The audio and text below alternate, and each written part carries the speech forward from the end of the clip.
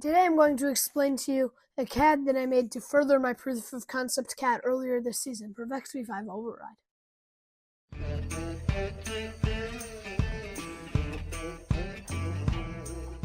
Hi, I'm Seth. I'm the lead designer and lead builder for 463119 Nocturnal, and today I'm going to explain to you this CAD that I made. So as you can see, it has the horizontal intakes again. So the first thing I want to cover real quick is I used the drivetrain that I CAD'd, that I did 2 videos about earlier this season. So I used this drivetrain. It was pretty easy to CAD into, so just for everyone who was commenting stuff about like the real robot applications for that drivetrain, and that it would be like how it would work on a real robot. But here, this is kind of an example of a way that I think it could work very well. But okay, so the main focus of this video and this robot is the dual intakes. So I think a big thing in this game is you're going to need to be able to intake effectively the pins that are horizontal on the field and vertical on the field. And so this robot has 2 intakes. This one is for the horizontal pins, and then this one on the back here is for the vertical pins. So I'm going to cover the horizontal pins first. So the intake, the pins would come in like here, right? And then they would get turned slowly. Like this bottom would be like poly or something, and then they would get turned, and then this little here, this would be a counter roller, and this would just give them a nudge. So then right here there'd be like a piece of poly or something, so just be able to sit there, right? And this could work for the cups too, but I'm going to talk mostly about pins. Most of what I say here and that I taught where I say the word pins also applies to cups in this game, because the dimensions aren't that different except for their shape, but their maximum dimensions aren't that different. So then here's the vertical intake. So this would just be like, these would be funnels over here. So it just gets it goes in, and then it pushes it in here, right? And you could if you wanted to get these up to this platform too, you could maybe angle these a little, put like a little poly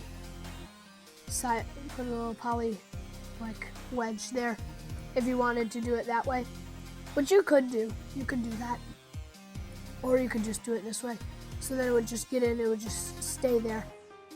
And so then the next thing is the way this would collect those blocks and score them. So as you can see, I don't have any like flex wheels. By the way, these flex wheels would be stationary. These would not be attached to the lift.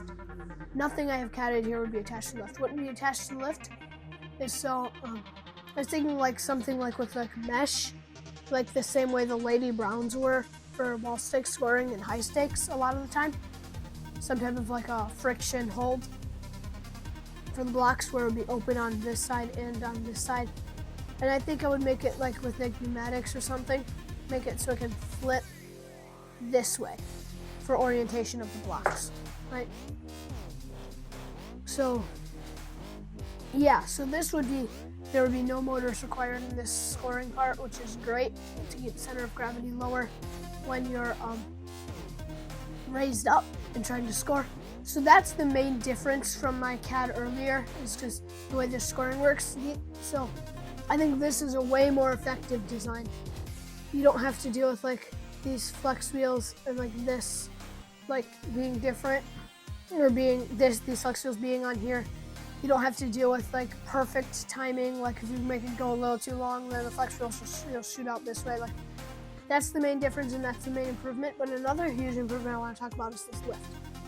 So I would put a half motor here, probably.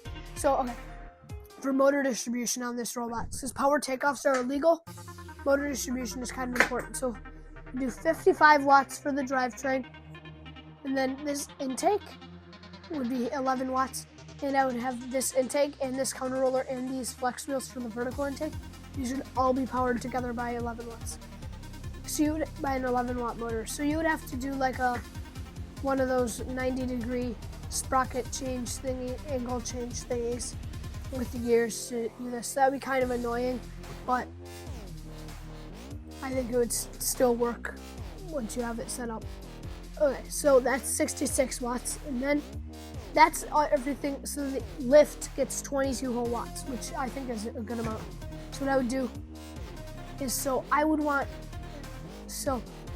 put a half motor right here, power right here, half motor right here. So that's 11 watts for this bar.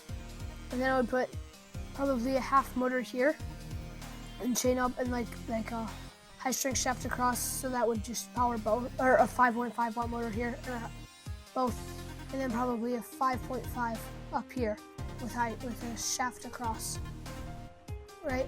And then this, the way I would make this flip over would be through pneumatics, but also this. So the way this is, because of how it is, right? The center of gravity and distribution, when this is down, wouldn't be nearly as bad as it was in my old design, because my old design I had linear slides right at the very end, right, which that would just make you tip forward really badly. This one, it's not as bad, because there's also these C channels, and these are just aluminum. They're less heavy than linear slides, right? So this would be much better in that regard. So yeah, and then this, so I did the calculations. This lift would be able to extend up to 53 inches high. So that's perfect that it goes a little over the maximum. The reason that that's perfect is because sometimes you don't want to press them to their absolute limits, right? You can put in a coating stop right at 50 inches. Another thing I like about this design in particular is the way it would hold the blocks, so the pins and the cups. So this would have the pin in the cup pretty low on the pin in the cup, right? So that means this might be able to, normally, if you grab the pin in the cup up high, right, then you have the whole length of the pin and the cup, right? And that's kind of eating into your scoring limit, because it's not at the bottom, but if at bottom of the pin, but look at this, because it's actually the robot's expansion is limited, not how high the pin can go. So if the highest point is really low on the pin, then the pin's highest point can be higher. So you might be able to get on one more pin than a lot of other people. So it'll give you a pretty significant advantage in gameplay. So there we go, that's my summary of this CAD. Thank you for watching to the end. Please like and subscribe. If you have any suggestions on videos that we should make in the future, please put them in the comments. I'd be eager to hear them. Good luck and override.